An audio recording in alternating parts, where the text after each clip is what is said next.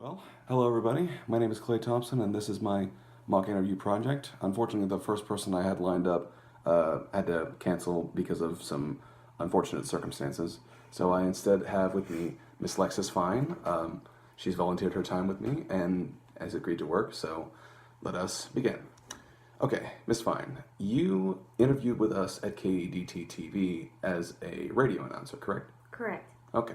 Um, During the interview, I noticed that you noted some of your strengths and accomplishments.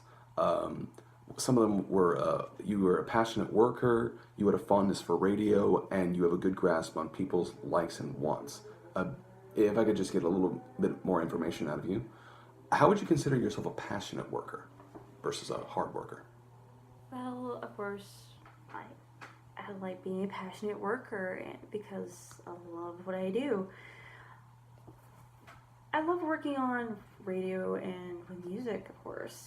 And I think that this would not only be a good fit for me, but also that it would be something that helps me benefit your company. All right, very good. I like that mindset. You also said that you had a fondness for radio. What do you mean by that? I've always wanted to do radio for a very long time, ever since I was a kid, actually. And I've always been interested on what's it like to work as a radio announcer. Okay. So I'm familiar with it, and I want to further my education with this. All right, I like what I hear so far. And you said you had a good grasp on people's likes. Could you elaborate a little more on that? Sure. I tend to look at a lot of social media, and I see firsthand what people like and what people listen to.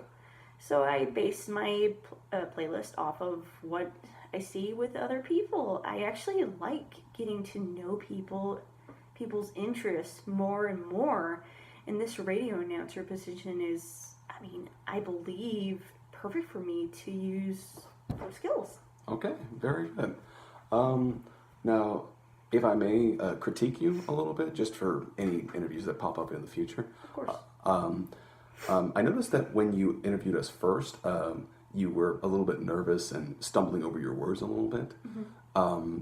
If I may, an employer is going to look for something that they see in you at the very first moment they meet you.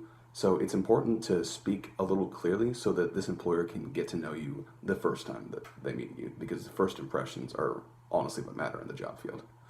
And I would say work on your speech a little bit. Just know the answers to the questions, or at least consider the questions that someone's going to ask you, so there's not as much stutters or delays, and it helps get the point across in a better way.